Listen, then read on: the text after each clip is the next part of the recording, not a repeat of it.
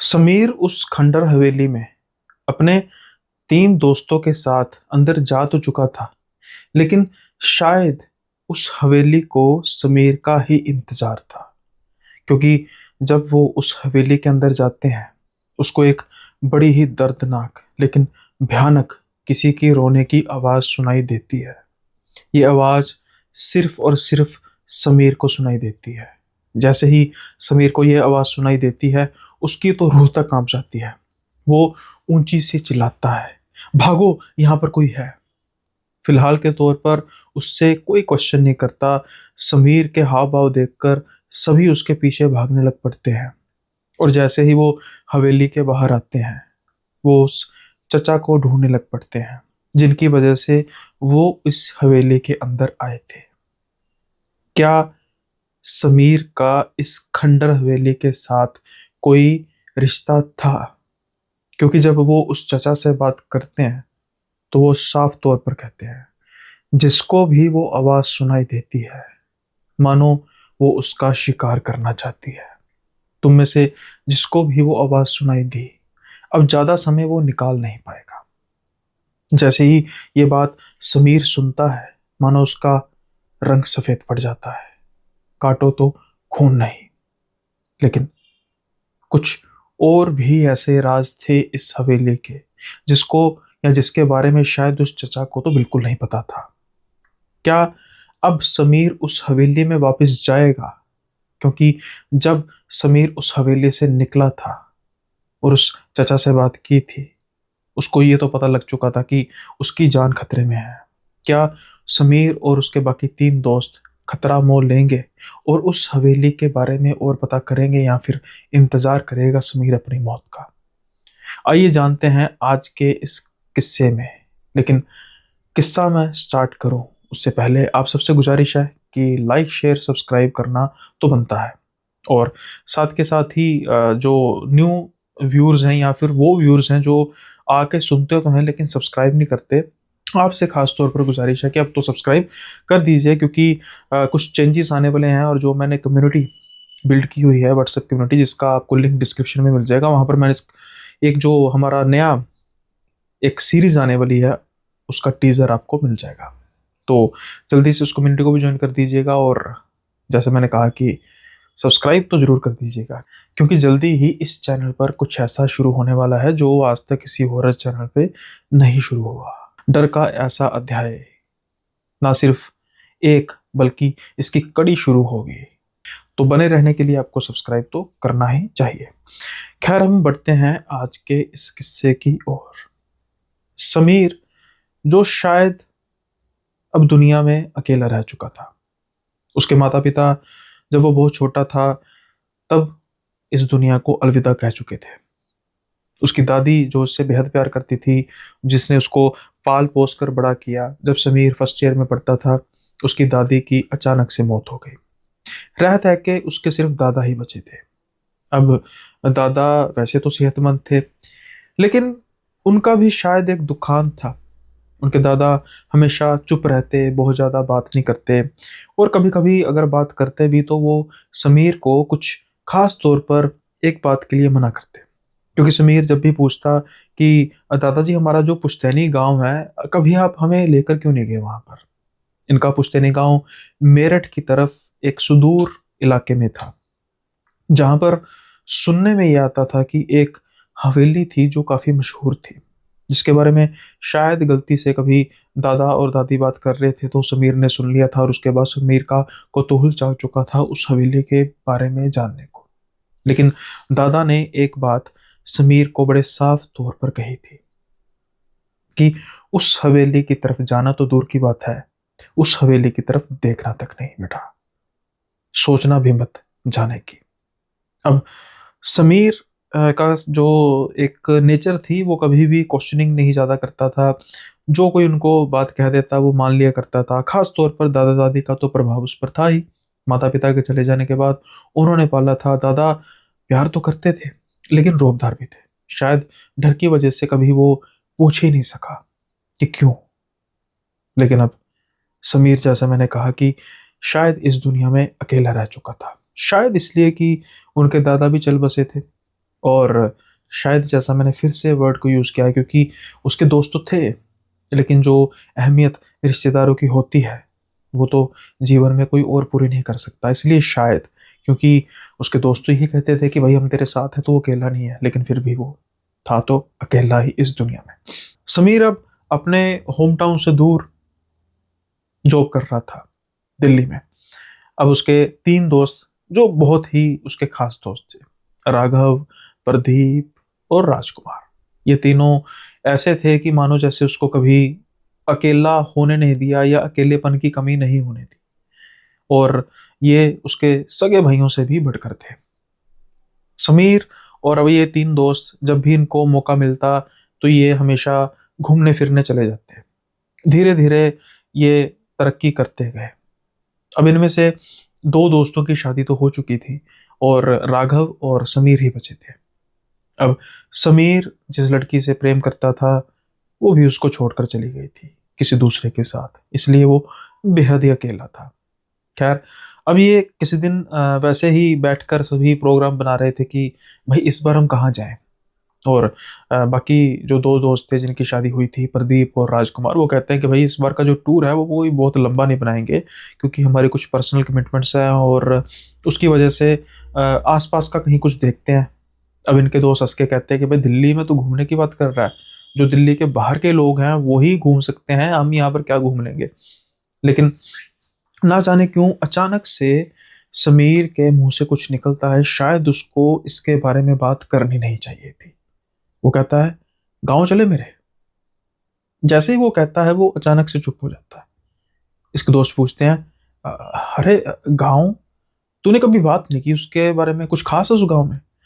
नहीं नहीं, रहने तो वैसे ही मेरे मुंह से निकल गया, कुछ देखने लायक है तो सही। हवेली, वो खंडर हवेली। जैसे ही समीर के दोस्त उस खंडर हवेली का नाम सुनते हैं वो तो खुश हो जाते हैं। खंडर हवेली, अरे गांव में है, चलते हैं ना वहां पे। लेकिन समीर को शायद अपने लफ्जों पर थोड़ा सा पछतावा होता है, क्योंकि उसके दादा ने खास तौर पर मना किया था। समीर कहता है, नहीं नहीं नहीं, अरे नहीं, सच मेरे तो बस मुंह से निकल गई बात, हम वहां पे नहीं जा सकते। उसके दोस्त कहते हैं, अरे ड्रामे मत कर भाई, सच बता क्या है। समीर कहता है, दादाजी ने मना किया था। क्यों, क्या बात है?" नहीं बस, मैंने कभी उनसे सवाल नहीं किया कि क्या कारण है, लेकिन उन्होंने कहा था कि उस हवेली के बारे में, यानी कि जाना तो दूर की बात है, सोचना भी नहीं। मैंने पता नहीं क्यों बातों बातों में बोल दिया। अब उसके दोस्त कहते हैं कि देख यार, बुरा मत मान समीर, दादाजी तो गए, अब तेरे मुंह से खास तौर पर कुछ बात निकली है तो इसकी कोई ना कोई वजह होगी। और है भी मेरठ पास में ही है, ज़्यादा दूर नहीं है, बाइक पर चलते हैं। अब समीर पशोपेश में पड़ चुका था, क्योंकि एक तरफ उसको दादा की अपनी बात याद आ रही थी, हालांकि वो उस दुनिया में नहीं थे, लेकिन उसकी जुबान तो थी ना। फिर भी समीर अब ज़्यादा सोचता नहीं है, दोस्तों के मनाने पर ये तैयारी कर लेते हैं। इनका प्रोग्राम था कि हम रात के समय में वहाँ पर पहुँचेंगे, हवेली को देखेंगे अगर उस पर अंदर जाया जा सकता है, और कुछ समय हम वहाँ पर जाकर फोटोज वगैरह क्लिक करेंगे, आसपास देखेंगे और फिर वापस चले आएंगे। बस इतना सा काम था। ये तब सोच कर गए थे कि बस इतना सा तो काम है, लेकिन अगर इतना सा काम होता तो बात ही कुछ और थी। अब जब ये बाइक से निकलते हैं और कुछ घंटों का सफ़र तय करने के बाद ये उस गांव की तरफ आते हैं। जब ये उस गांव की तरफ आते हैं तो ये कुछ महसूस करते हैं, कुछ अलग सा। जो हवेली थी वो ऐसा महसूस हो रहा था कि गांव के बाहर की तरफ है, लेकिन गांव के बाहर की तरफ होने के बावजूद ऐसा महसूस कर रहे थे कि शायद कभी हवेली के आसपास ही गांव के घर होंगे, लेकिन अब वहां पर घर नहीं है, घर दूसरी तरफ है। यानी कि शायद हवेली के आसपास का जो इलाका है वो उजड़ चुका है, ठीक उसी तरीके से जैसे वो हवेली उजड़ी हुई थी। शाम के समय में जब ये हवेली के पास जाते हैं वो देखते हैं कि एक बेहद ही बुजुर्ग इंसान बैठा हुआ था, बिल्कुल सड़क के किनारे। शायद अमली था, नशेई था। अब उससे पूछते हैं, अरे चचा, ये हवेली के बारे में कुछ बताइए ना।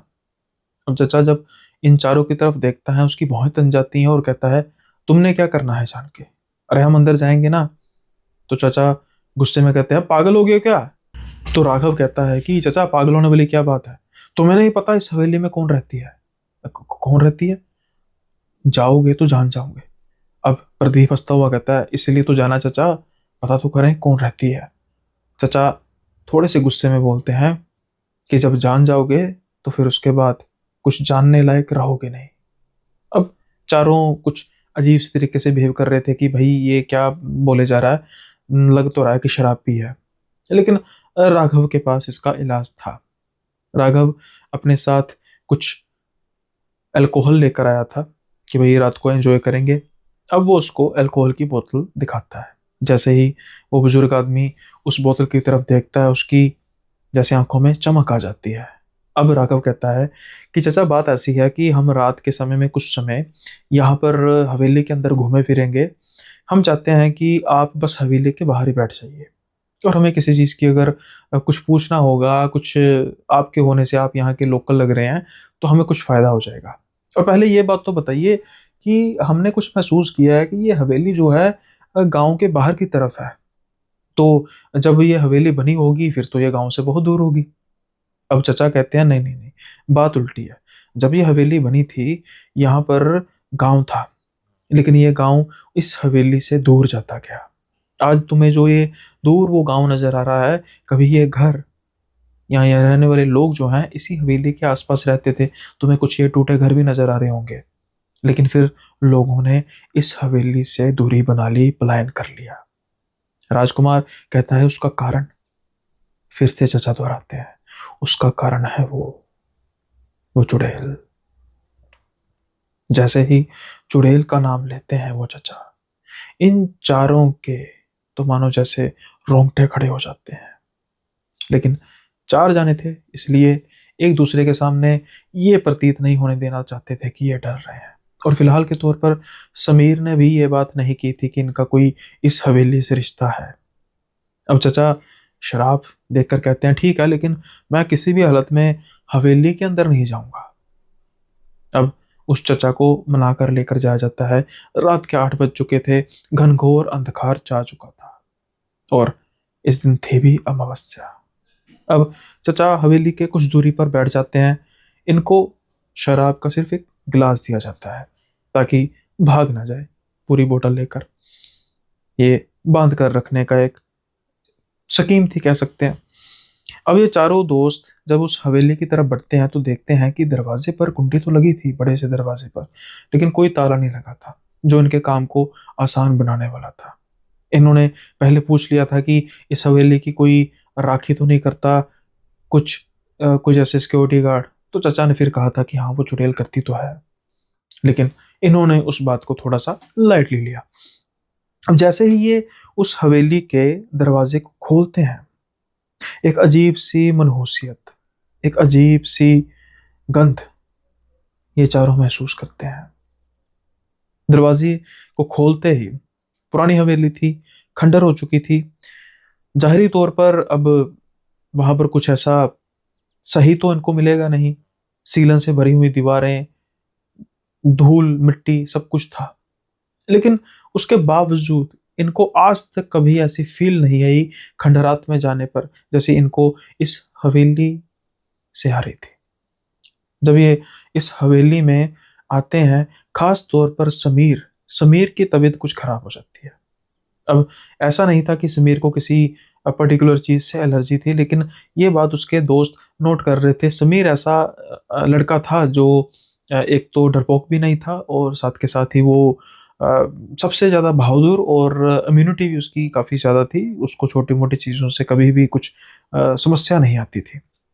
लेकिन आज कुछ अजीब ही हो रहा था। समीर कह रहा था कि यार मुझे ना आज सच में कुछ अजीब सा महसूस हो रहा है। इस हवेली में मानो जैसे मेरा कोई रिश्ता है। क्या सच में समीर का कोई रिश्ता था? ये तो आगे जाकर पता लगने वाला था कि क्यों उसके दादाजी चाहते थे कि कभी समीर इस हवेली की तरफ देखे भी ना। लेकिन ये तो आपको पता लगेगा इस किस्से के अगले पड़ाव में। तो एक बार फिर से आपसे गुजारिश है कि सब्सक्राइब कर दिया ना, नहीं किया तो जल्दी से कर दीजिए, क्योंकि ये किस्सा आगे जाकर और डरावना और डार्क होने वाला है।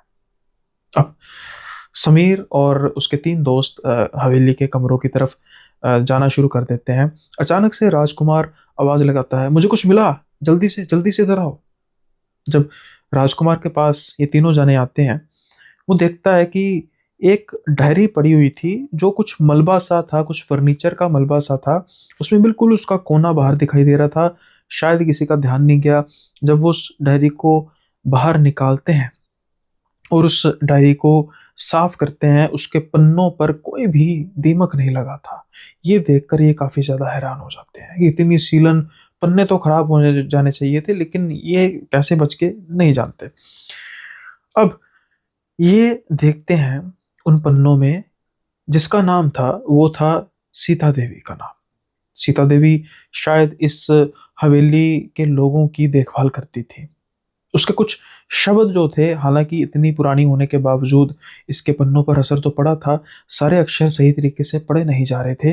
तो इन्होंने जितने इनसे पढ़े जा रहे थे, उसका निष्कर्ष ये था कि सीता देवी इस हवेली में केयर टेक करती थी। और वो कहती थी कि मैंने उस मेम साहब को आज तक देखा नहीं है, लेकिन उसकी आवाज में एक दर्द था, एक अकेलापन था।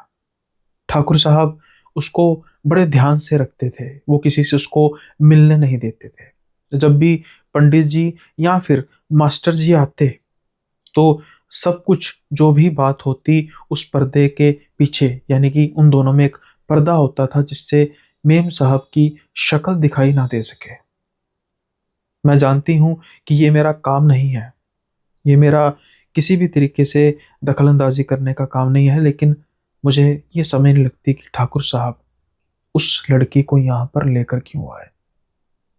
वो किसी को दिखती नहीं है, किसी से वो ज्यादा बात नहीं करती। उसके कमरे के पास जाओ तो एक अजीब सी मनहूसियत छाती है। मैं इस हवेली के दूसरी मंजिल के आखिरी कमरे में, यानी उस मेम साहब के कमरे की तरफ कभी जाना पसंद नहीं करती, लेकिन मुझे मजबूरी में जाना पड़ता है क्योंकि मुझे उनको खाना देना पड़ता है। जब भी मैं उनको आवाज लगाती हूँ और उनका आगे से उत्तर आता है, तो मानो जैसे मुझे अजीब सी तरीके का अकेलापन महसूस होता है। मैं सोचती हूँ कि इस हवेली को छोड़ दूं। ऐसे ही धीरे धीरे उनकी कुछ जो बातें थी, जो उनको समझ आ रही थी, जो कुछ उनको समझ नहीं आ रही थी, लेकिन जब वो डायरी के आखिरी पन्नों की तरफ आते हैं तो वो ये पाते हैं कि इस दिन इनका, सीता देवी का इस हवेली में आखिरी दिन था, क्योंकि ठाकुर साहब इस हवेली से उसको हमेशा के लिए लेकर जा रहे हैं। सच मानो मेरी नौकरी तो जारी है, लेकिन मैं खुश बहुत हूँ। तो ठाकुर साहब ने मुझे पैसे ही इतने दे दिए हैं कि मैं ताउम्र काम किए बिना ही अपना और अपने परिवार का निर्वाह कर सकती हूँ। अब मास्टर जी और पंडित जी भी कितने अरसे से नहीं आते। सुनने में आया है कि वो अब अकेले रहते हैं, अपने परिवार से उनका मिलने का दिल नहीं करता। खामोश, ज्यादा बात नहीं करते। क्यों? मुझे पता है, ये उस मेम साहब की वजह से है। ठाकुर जी भी जब उस मेम साहब को यहाँ पर लेकर आए थे, उनका स्वभाव बड़ा ही अच्छा था, लेकिन उसके बाद वो शांत होते गए। अच्छा ही हुआ वो उस मेम साहब को यहाँ से ले गए, वरना ये हवेली शायद इतने लोगों के रहते हुए ही खंडर हो जाती।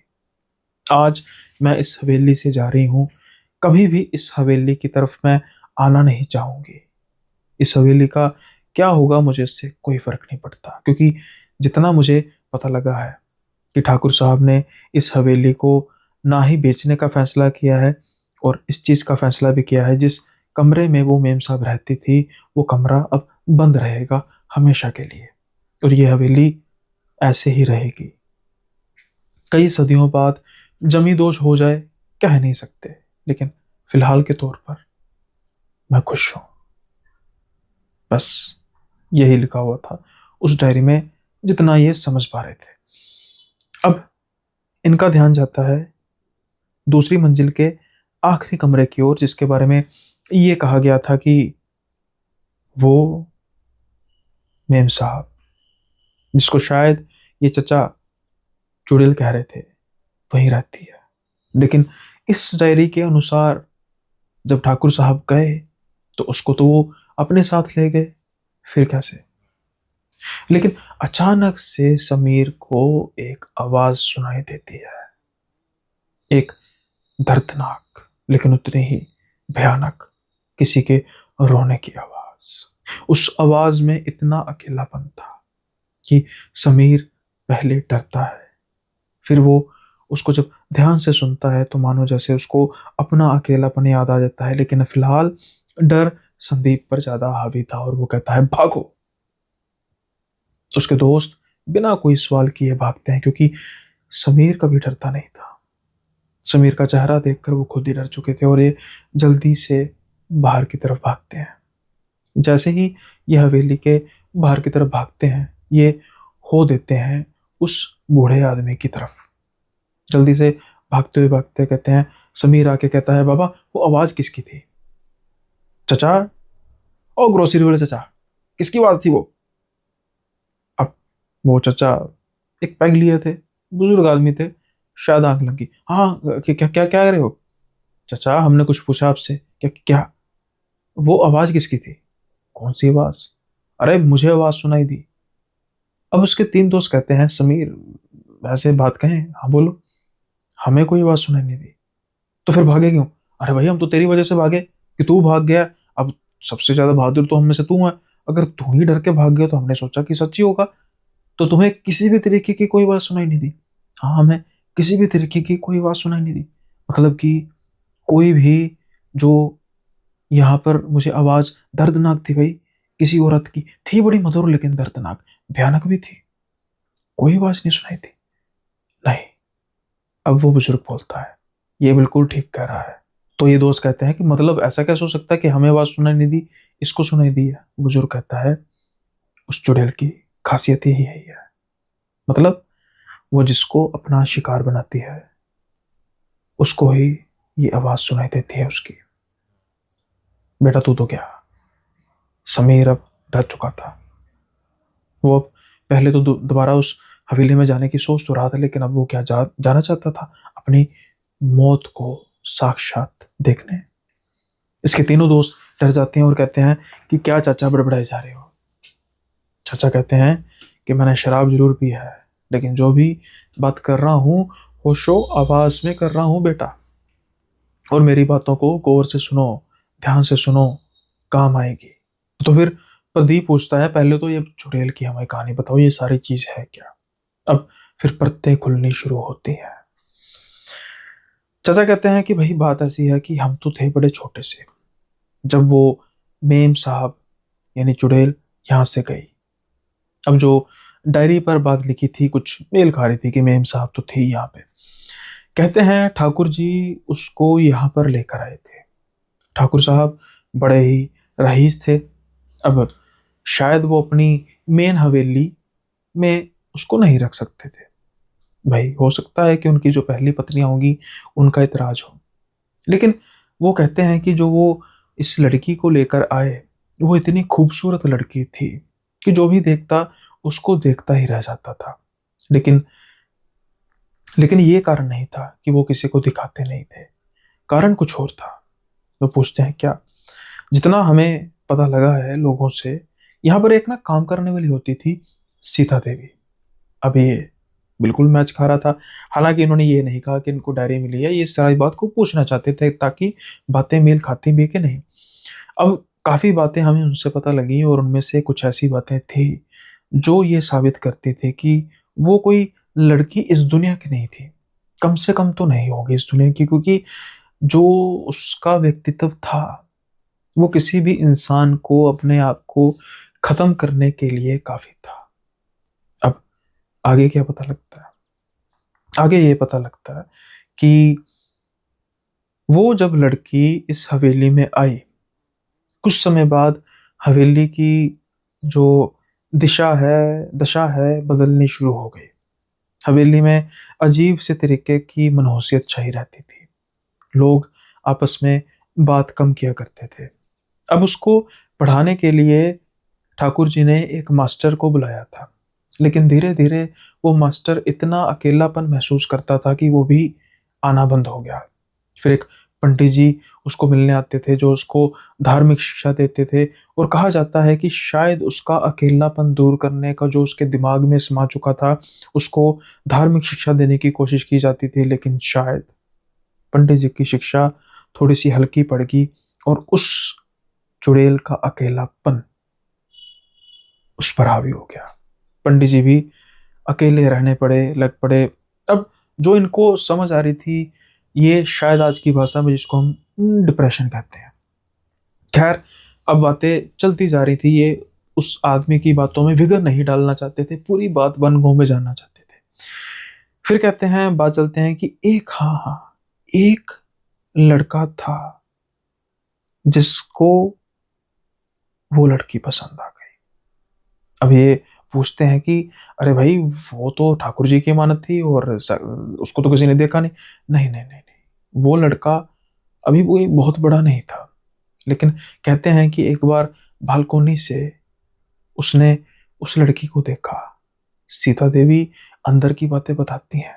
वो कहती हैं कि उस लड़की को भी वो लड़का पसंद आ गया था। शायद कई बार उस लड़की को हंसते हुए उन्होंने सुना है, जब वो शायद बालकोनी से उसको देखती होगी। ये सिर्फ वही मौका होता था जब वो लड़की हंसती थी।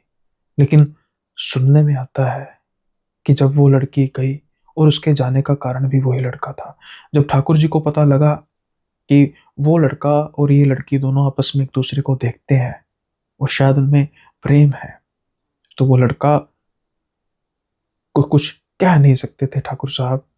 क्या कारण था पता नहीं, लेकिन वो उस लड़की को लेकर चले गए।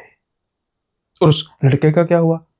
अरे भाई, लड़के का तो भाई उसके बाद वो कहते हैं कि बस खामोश रहता था, ज्यादा किसी से बात नहीं किया करता था। धीरे धीरे उसके स्वभाव में तब्दीली तो आई जब वो दूर हुआ, क्योंकि अभी बिल्कुल ऐसा प्रेम प्रसंग था कि कुछ ज्यादा बातें नहीं होती, सिर्फ एक दूसरे को देखना। लेकिन वो कहते हैं कि काफी समय तक, जब तक वो इस गांव में रहा, तब तक तो पता है कि वो ज्यादातर खामोश ही रहता था। अब समीर पूछता है कि क्या आपको उस लड़के का नाम पता है? अरे हाँ, उसका नाम विशंबर दास है पक्का। जैसे ही विशंबर दास का नाम लिया जाता है, समीर की आंखें फटी की फटी रह जाती हैं, क्योंकि ये उसके दादाजी थे। अब पता लगता है समीर को कि क्या नाता था इसका इस हवेली से, और सिर्फ समीर को ही वो आवाज सुनाई क्यों थी। वो समीर की मौत की आवाज नहीं थी, वो कुछ बताना चाहती थी अपने उस प्रेमी के खून को, जो न जाने कितने बरसों बाद इस हवेली के दर पर आया। समीर अब डिसाइड कर चुका था कि मैं तो जाऊंगा, पता करूंगा। अब इनका दोस्त पूछता है, राघव, लेकिन आप कहते हो कि उसको ठाकुर जी लेकर गए थे, और ये चुड़ैल आज भी यहीं पे भटकती है। हाँ हाँ, ये दूसरी मंजिल के सबसे आखिरले कमरे पर आज भी उसी जगह है। कहते हैं कि शायद वो जब मर गई तो उसकी आत्मा जो इस कमरे से जुड़ी थी, उसकी प्रेतनी इसी कमरे में निवास करती है, और हवेली एकदम से खंडर है। जो भी वहां पर जाता है उसको बस मौत का ख्याल आता है। इसलिए तो मैंने कहा था ना कि मत जाना, मत जाना। तो आपके कहने का मतलब है कि अगर हम उस खंडर के, यानी खंडर हवेली के दूसरी मंजिल के आखिरी कमरे पर जाएं, वहां पर हमें वो नजर आएगी। हाँ, नजर कैसे आएगी बाबू, वहां पर तो ताला लगा हुआ है। अरे ताला तोड़ देंगे ना, सोचना भी मत। क्योंकि उसके बाद अभी ये क्या नाम है इसका, समीर, यही मरेगा, फिर तुम तीनों भी मरोगे। मरो, मुझे कोई फर्क नहीं पड़ता, वो बोतल मुझे दे दो। शायद चचा का काम अब खत्म हो चुका था, उन्होंने उसको बोतल दी और कहा कि चुप रहना। और हाँ सच, ये गांव का क्या किस्सा है? अरे मैंने कहा तो है कि गांव के लोगों को भी यहाँ पर बहुत मनहूसियत महसूस होती थी, इसलिए वो भी चलते बने धीरे धीरे, और ये गांव का, ये हवेली का हिस्सा उजाड़ ही है। अब जब वो चचा प्रस्थान करते हैं वहां से, तो समीर कहता है कि मैं जाऊंगा वहां पे। ये कहते हैं कि भाई देख, मुझे मैटर कुछ सीरियस लगता है तो हम ना ही जाते हैं। हमने हवेली के अंदर जा ही लिया और ऊपर से तूने आवाज सुनी है भाई। समीर कहता है कि वो विशंबर दास का पता है कौन है? तो कहते हैं विशंबर दास, हाँ वो जो नाम लिया था, अरे उसका प्रेमी था और वो मेरे दादाजी भी थे। जैसे ही समीर ये बात करता है तो इन तीनों की आंखें फटी की फटी रह। मतलब अब समझ में आया कि भाई तुझे इस हवेली से अजीब से तरीके का क्यों महसूस हो रही है चीजें। अब ये जब सुनते हैं तो समीर कहता है कि चलोगे मेरे साथ या फिर मैं अकेला जाऊं। ये उसको गाली निकाल के कहते हैं कि कभी अकेला होने दिया तुझे? आज भी नहीं होने देंगे, लेकिन ख्याल रखना इस बात का भाई। मुझे वो जो चुड़ैल है या जो भी कुछ है सही नहीं लग रहा। लेकिन फिर भी ये चारों जाने डिसाइड करते हैं। अब ये जब जाते हैं तो मानो समीर तो कभी इस हवेली में आया नहीं था, लेकिन वो इनको इस तरीके से लीड कर रहा था जैसे उसको उस हवेली का चप्पा चप्पा पता है। और वो बढ़ता जा रहा था, बढ़ता जा रहा था। समीर कह रहा था मुझे आवाज आ रही है, पास आओ, पास आओ। अब वो उस कमरे के बिल्कुल सामने खड़े थे। उस पर एक बहुत बड़ा ताला लगा हुआ था जो न जाने कितने बरसों से बंद था। लेकिन उसको खोलना भी तो था। कैसे खुलता? यहाँ पर आसपास कोई पत्थर या कुछ ऐसी चीज नहीं थी जिससे उसको तोड़ा जा सकता था। ये भी सोच ही रहे थे कि कैसे तोड़ते हैं। अचानक से जब समीर उसको ताले को हाथ लगाता है, कहता है यार ये गर्म क्यों है? मतलब इतना भी गर्म नहीं है जिससे एकदम जलन महसूस हो, जैसे किसी लोहे की चीज को कुछ समय के लिए धूप में रखा हो उस तरीके से एक सेक था। तो जब बाकी दोस्त साथ लगाते हैं, अरे क्या बात कर रहा है भाई, ये तो नॉर्मल है। कहता नहीं भाई, मुझे गर्माहट महसूस हो रही है। इससे पहले कुछ ज्यादा ये कह पाते अंदर से आवाज आती है। अब ये आवाज चारों को सुनाई देती है। इंतजार था तुम्हारा, मुक्ति का मेरी, रास्ता हो तुम, ताला खोलो। ये बस आवाज जब सुनते हैं चारों सन के सन रह जाते हैं। फिलहाल अब समीर कुछ कम डर रहा था, लेकिन बाकी तीनों की हालत पतली हो चुकी थी, क्योंकि जिस चुड़ैल की बात की जा रही थी फिर मतलब वो अभी उस कमरे में थे। तो क्या ठाकुर जी ने वहां पर जाकर उसको खुद मार दिया और शायद उसकी जब आत्मा यहाँ पर आ गई होगी? लेकिन ऐसा ठाकुर जी को पहले कैसे पता लग गया कि जब मैं इसको मारूंगा तो इसकी आत्मा यहाँ पर आ जाएगी? कुछ साफ नहीं था, लेकिन इतना साफ तो था कि इसकी आत्मा कम से कम यहाँ पर है। इसलिए अब ज्यादा वक्त न गवाते हुए समीर उस ताले को पकड़ता है। और पता नहीं राघव के मन में क्या आता है, वो कहता है समीर यार रहने दे, चलते हैं यहाँ से। और राघव को जैसे खींचता है, मानो जैसे उसके हाथ पर जब ताले से खिंचाव पड़ता है तो ताला खुद ब खुद खुल जाता है। मानो समीर ही उस ताले की चाबी था। अब इनके हाथ में टॉर्च होती है। ताला खुल चुका था। ये धीरे से उस दरवाजे के पल्लों को खोलता है। सामने का मंजर, एक कुर्सी पड़ी हुई थी। वहां पर कुछ ऐसा महसूस हो रहा था जैसे एक परछाई हो, जो सिर्फ और सिर्फ समीर को नजर आ रही थी और किसी को नजर नहीं आ रही थी। इस सारी की सारी हवेली के इतर सिर्फ वही कमरे में ऐसी सफाई थी जिसका होना नामुमकिन था। उसकी खिड़की के बाहर पर्दे साफ तौर पर नजर आ रहे थे, जो बिल्कुल साफ थे। अंधकार तो था, लेकिन साफ सफाई भी पूरी, जो किसी को भी हजम नहीं हो रही थी कि इतनी खंडर हवेली में सिर्फ ये कमरा क्यों साफ है। खैर, अब जैसा मैंने कहा कि समीर को वो परछाई नजर आ रही थी। समीर कहता है कि आप ही हो मेम साहब? वो परछाई से आवाज आती है, हाँ मैं ही हूं वो। जैसे ही समीर सुनता है, मानो उसको थोड़ा सा रिलैक्स महसूस होता है। उसके जो अंदर का अकेलापन था, उसके दादाजी क्यों हमेशा खामोश शांत रहते थे, शायद आज इन सारे सवालों का जवाब उनको मिलने वाला था। लेकिन ये जो रिस्पॉन्स आया था बस समीर तक ही था, बाकियों को कुछ पता नहीं लगा। अब समीर कहता है कि मैं जानना चाहता हूं कि आपके साथ ऐसा क्यों हुआ, कैसे हुआ, क्या आपको ठाकुर जी ने मार दिया? रिस्पॉन्स आता है नहीं।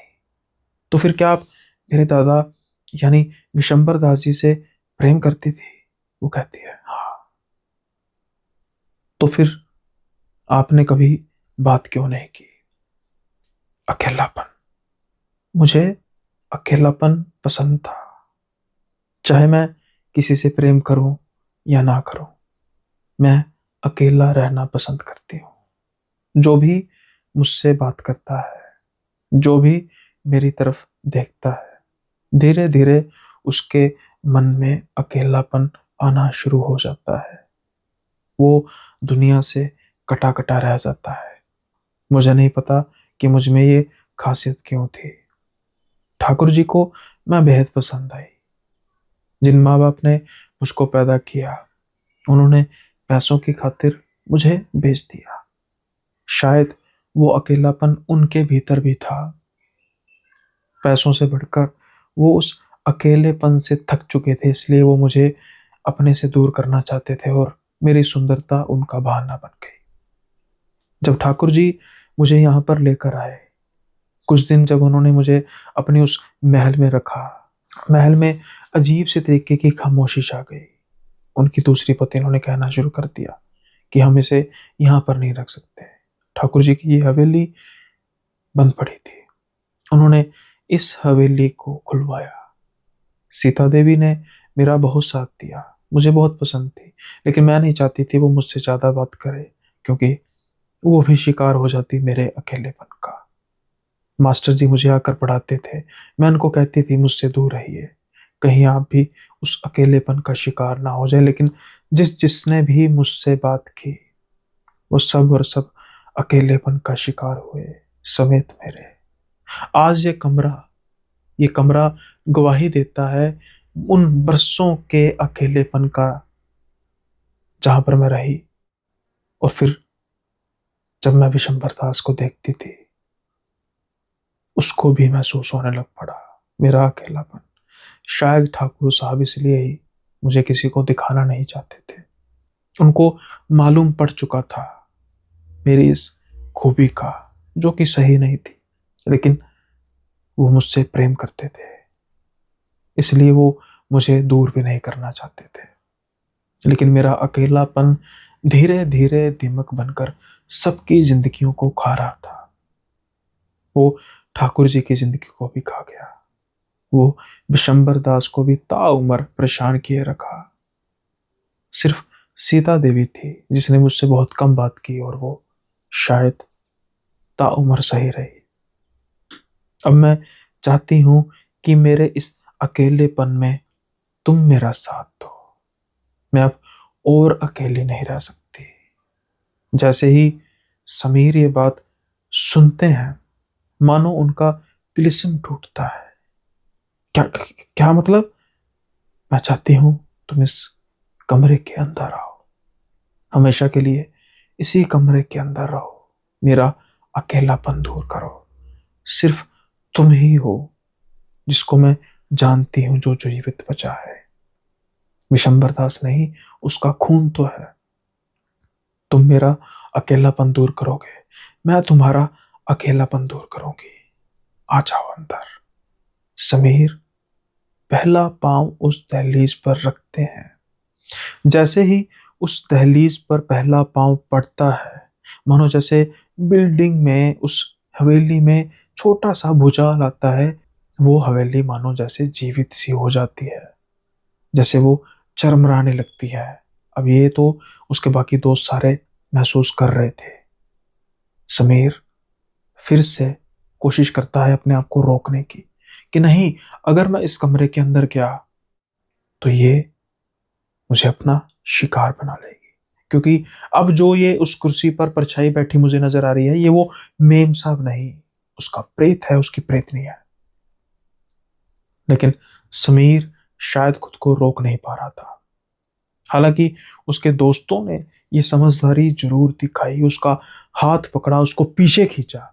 जैसे ही उस दहलीज से पीछे होता है समीर, और समीर का तिलिस्म पूरी तरीके से टूट जाता है। वो देखता है अपने दोस्तों को और कहता है, मुझे पता लग गया मैं क्यों इतना अकेलापन महसूस करता था भाई। वो कहता है, कारण? अभी नहीं, यहां से निकलो, जैसे ही समीर उस कमरे से दूर जाने लगता है, पहले उसका दरवाजा बंद करता है। अब जो वो मधुर सी आवाज थी, वो कुछ खूंखार हो चुकी थी, वो डरावनी हो चुकी थी। तुम्हें आना ही होगा, कहीं और नहीं जा पाओगे, इतना इंतजार किया है मैंने इस खून का। लेकिन समीर जानता था कि एक बार वो उस कमरे में गया तो फिर वो भी वो परछाई बनकर रह जाएगा, वो उस कमरे में विलुप्त हो जाएगा। समीर भागता जा रहा था बिल्डिंग के बाहर, उस हवेली के बाहर, और उसको आवाजें बहुत ऊंची ऊंची तीखी आ रही थी, मानो जैसे वो उसका पीछा कर रही थी। लेकिन समीर को इस बात का भी पता था कि वो कभी उस कमरे से बाहर नहीं आ पाएगी, और जो उस कमरे के अंदर जाएगा वही शिकार होगा। वो सच में एक चुड़ैल थी। अब जब समीर उस बिल्डिंग से बाहर आता है तो फिर वो सारी हूबहू जो उस परछाई, उस चुड़ैल और समीर के बीच में वार्तालाप हुई, वो बताता है अपने दोस्तों को। समीर की आंखों में आंसू थे, वो रो रहा था। इतने बरसों से जो उसके भीतर का एक अकेलापन था, शायद उसको वो अपने दादा से मिला था, और उसका कारण ये मेम साहब यानी चुड़ैल थे। अब समीर को ये भी मालूम पड़ चुका था कि उसके दादाजी ने जो गृहस्थी शुरू की, जितना भी जीवन उन्होंने बताया, उसका कारण ये था कि वो इस हवेली से कोसों दूर थे। अगर वो इस हवेली के पास रहते तो शायद वो शिकार हो जाते अकेलेपन का। आसपास के घर भी इसीलिए यहाँ से दूर जा चुके थे, क्योंकि शायद उस चुड़ैल का अकेलापन इतना ज्यादा था, उसका असर इतना ज्यादा था कि वो आसपास के इलाके को भी एक तरह के डिप्रेशन में लेकर आ रहा था। समीर भागते हैं, बाइक पर बैठते हैं, रातों रात वो निकल पड़ते हैं दिल्ली के लिए। उसके बाद फिर वो थोड़ा सा अपने आप को अध्यात्म की तरफ लेकर जाना शुरू करते हैं, क्योंकि अब मर्ज पता लग चुका था, और उसकी दवा थी इस अकेलेपन को दूर करना, जो कि उसके दोस्त तो समझ चुके थे। फिर समीर की कुछ समय बाद शादी होती है, समीर का परिवार है, और अब वो अकेला नहीं है। आज भी कभी कभी वो सोचता है उस चुड़ैल के बारे में, उसकी दर्दनाक कहानी के बारे में। क्या वो कुछ ऐसी शक्ति लेकर आई थी इस दुनिया में, कुछ ऐसी तरीके की कोई एंटिटी थी, जैसा कि उस बूढ़े ने चाहे ही कैजुअली कहा हो कि वो इस दुनिया की थी ही नहीं? क्या सच में कोई ऐसी एंटिटी थी जो सामने वाले के मन में अकेलापन ला देती है, उसको डिप्रेस कर देती है? क्या ऐसा था? और वो चुड़ैल, क्या सच में वो चुड़ैल है, या महज उसकी यादों का ब्यौरा है जो उस कमरे में था? इसका सच तो शायद समीर को कभी पता लग नहीं पाएगा, लेकिन एक बात वो जानता था कि वो बहुत बड़ी मुसीबत से बचा। अगर उसके दोस्त उसके साथ ना होते तो शायद आज वो उस कमरे का हिस्सा बन के रह जाता, और उन तमाम लोगों में उसका नाम भी शुमार हो जाता जिसका शिकार उस चुड़ैल ने किया अकेलापन देके। ये था किस्सा समीर का, उसके 3 दोस्तों का, और उस खंडर हवेली का राज। उम्मीद करता हूं कि आज का एपिसोड आपको बेहद पसंद आया होगा। पसंद आया है तो लाइक शेयर सब्सक्राइब करना तो बनता है। साथ के साथ ही मुझे बताइए कि कैसा लगा आपको ये आज का मतलब सेटअप कैसा लगा, कि कैसा बिल्डअप लगा। अगर आपको इस तरीके की कहानियां पसंद हैं तो मैं तभी लेकर आऊँगा। अदरवाइज आपको भी पता है कि लॉन्ग स्टोरीज हैं और काफ़ी मेहनत लगती है। साथ के साथ ही एक नया अध्याय जुड़ने जा रहा है। अभी जैसे मैंने शुरू में कहा था, एक सीरीज शुरू हो रही है, और मेरी कोशिश होगी कि वो मंथली सीरीज हो और उसके कुछ एपिसोड्स हुआ करेंगे, जिसमें एक थीम हुआ करेगा। जैसे मैंने कहा था कि अगर आपने कम्युनिटी ज्वाइन नहीं की तो कम्युनिटी ज्वाइन कर सकते हैं। पहला जो थीम है वो है अंधकार। अंधकार से जुड़े 10 ऐसे किस्से लेकर आए जाएंगे जो बेहद ही खौफनाक, बेहद ही डेंस, जैसे ये काफ़ी डेंस था, साइकोलॉजिकली डेंस था, वैसे ही डेंस हुआ करेंगे। और उसके हर एक मतलब उसमें आपको इस चीज़ की वेट नहीं किया करनी पड़ेगी कि भाई पार्ट 2 पार्ट 3, नहीं नहीं, हर एक किस्सा अलग अलग होगा, लेकिन उसका एक ही थीम हुआ करेगा जो मेन थीम होगा। जैसे पहला जो चैप्टर आने लगा है वो है अंधकार। यकीन मानिए काफ़ी मेहनत की है मैंने इस पर, काफ़ी समय लगा है। तो फिर से जैसे गुजारिश है कि प्लीज़ आप थोड़ी सी सब्सक्रिप्शन की रेट को बढ़ा दीजिए, क्योंकि इससे मोटिवेशन मुझे मिलेगी। और देखता हूँ कि आज इस एपिसोड में मुझे कितने सब्सक्राइबर्स मिलते हैं। उम्मीद बन जाएगी कि ठीक है, जो मैं काम कर रहा हूँ वो मैं और दिल लगा के करूँ, ताकि आपको एक से बढ़कर एक किस्सा सुनने को मिले। अंधकार सीरीज शुरू होगी दिसंबर में, उसके 10 एपिसोड होंगे और उसके बाद फिर चलता रहेगा सिलसिला। अगर मुझे सपोर्ट अच्छी मिली, अगर मुझे रिस्पॉन्स अच्छा मिला, तो ये थे आज के कुछ अपडेट्स। इससे पहले कि मैं आज के जो एपिसोड को यहीं पे विराम दूं, एक दो शाउट आउट्स थे वो मैं आपसे बताना चाहता हूं कि भाई ये है गौतम। गौतम जी ये कह रहे हैं कि मैं ये कहना चाहता हूं कि मेरा नाम एक बार ले लो प्लीज़। तो गौतम जी, आपका शाउट आउट भी कर दिया, और उम्मीद करता हूं कि आपको किस्से मेरे पसंद आते रहेंगे ऐसे ही, और ऐसे ही आप प्यार देते रहेंगे। देन एक दो हैं और जो पहले भी मैंने काफ़ी जिनका मेंशन किया हुआ है। और कमेंट ऑफ द डे में अभी मैंने नेट ऑफ किया हुआ है, मैं उसको ऑन नहीं करूँगा क्योंकि फिर फ़ोन वगैरह आने शुरू हो जाते हैं, व्हाट्सएप पे कॉल वगैरह आने शुरू होते हैं, एरोप्लेन मोड पे है, तो फिर वो हो जाता है, एक लैग ख़त्म हो जाती है। लेकिन अभी फ़िलहाल एक भाई का था, मैं थोड़ा सा स्क्रीनशॉट भी लगा दूंगा। वो कह रहे थे कि भाई आप थोड़ा सा चैनल ग्रो करने के लिए वो थोड़े से साउंड इफेक्ट दीजिए, ऐसा दीजिए। लेकिन भाई मैं आपको बताना चाहता हूँ कि आपका फर्स्ट कमेंट था, मतलब तो नेचुरली अब नए सब्सक्राइबर होंगे कि शायद मेरे जो जितने भी व्यूअर्स हैं वो इसलिए जुड़े हैं कि अ, उनको साउंड इफेक्ट्स नहीं पसंद, उनको ऐसे मतलब चीखों चीखों पुकार नहीं पसंद। अब मैं नए सब्सक्राइबर्स को लुभाने के लिए इन को नहीं छोड़ सकता। तो जितने हैं मुझे खुशी है उसमें। तो आपकी सजेशन बहुत मायने रखती है उसमें। जैसे मान लीजिए कि जो ये किस्सा, जैसे मैंने कहा कि अंधकार वगैरह, इसमें मैं साउंड इफेक्ट्स दे सकता हूँ किस तरीके के, जैसे गाड़ी के चलने की आवाज़, दरवाजे की आवाज़, कुछ इस तरीके की। लेकिन जैसे डरावने होते हैं ऐसी नहीं। तो ये मतलब अगर आप सब्सक्राइबर नए सब्सक्राइबर हो तो आपकी नॉलेज के लिए कि ये जो मेरे व्यूअर्स हैं उनको बिल्कुल शांत रॉ मोड में पसंद है। दैट्स वाई मैं ये करता हूँ। शुरू शुरू के कुछ एपिसोड्स में मैंने किया भी था, लेकिन मुझे उसका फीडबैक सही नहीं आया। That's why. सो आज का जो एपिसोड है वो यहीं तक। उम्मीद करता हूँ कि आपने एंजॉय किया होगा भरपूर। साथ के साथ ही और एंजॉय करना चाहते हैं तो जो मेंबरशिप है वहाँ पर तो 11 एपिसोड्स अपलोड हो ही चुके हैं। तो सिर्फ 29 रुपये पर मंथ में नए से नए एपिसोड का और पुराने जो एपिसोड अपलोड हो चुके हैं उनका भी मज़ा लीजिए। 1 रुपये से भी कम पर डे में आपको पड़ेगी कॉस्ट। ये आपके लिए बहुत कम हो सकती है, फ्रैंकली स्पीकिंग है तो मेरे लिए भी कम, लेकिन जितनी भी है वो मेरे स्टूडियो को अपग्रेड करने में और जो ये मैं नए नए प्रोजेक्ट्स को लाने की तैयारी कर रहा हूँ इसको भी सपोर्ट करेगी। तो वो एक हमारे कहावत है ना, भजन है या फिर एक समर्पण है कि आपका दिया आपको समर्पित है। तो ये तो भगवान को लेकर किया था, लेकिन आप भी हमारे भगवान ही हैं जो आप इतनी सपोर्ट करती हैं। तो ये आपका दिया हुआ आपको ही एक नए एंटरटेनमेंट के फॉर्म में मिलेगा। तो उम्मीद करता हूँ कि आप इसमें पूरी पूरी सपोर्ट करेंगे मेरी, और बढ़कर एक से बढ़कर एक आप जितने भी किस्से सुनने के लिए अलग से मेंबरशिप को ज्वाइन करेंगे। सो आज का एपिसोड यहीं पे ख़त्म करते हैं। और प्लीज़ हाँ, अभी जो कम्युनिटी, जैसा मैंने कहा, अगर आपने नहीं ज्वाइन की तो कम्युनिटी से में अब आपको अपडेट मिलने शुरू हो जाएंगे, क्योंकि अब ये रेगुलर एपिसोड वाला सिलसिला तो चलेगा लेकिन साथ में कुछ एक्स्ट्रा भी चलेगा। तो हो सकता है कि एक दिन में 2 एपिसोड्स भी अपलोड हुआ करें। टाइमिंग का मैं रख लूँगा अपने हिसाब से। तो एक जैसे फाल्गुनी जी उन्होंने कहा था कि एपिसोड नंबर 300 नहीं आया, ये जो आपने एपिसोड के नंबरिंग नहीं की तो आप उसको नंबरिंग कर दें। तो ये मैंने जानबूझकर नंबरिंग नहीं, क्योंकि ये एपिसोड की श्रेणी है ही नहीं। एपिसोड 300 जल्दी आएगा, और 300 है अभी।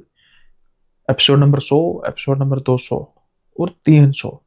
100 200 जबरदस्त थे, तो 300 तो बनता ही है ना, सिर्फ उसी की वेट कीजिए। जल्दी ही एपिसोड नंबर 300 भी आएगा और फिर से सीरीज आगे बढ़ेगी। तब तक के लिए जो ये स्पेशल एपिसोड्स है इनका आनंद लीजिए और अंधकार इंतजार कीजिए। सच में बहुत डार्क है। सो चलते हैं, आज का एपिसोड यहीं पे खत्म करते हैं। जल्दी मिलेंगे अगले एपिसोड में नए किस्सों के साथ। तब तक के लिए बाय बाय, अपना ख्याल रखिएगा।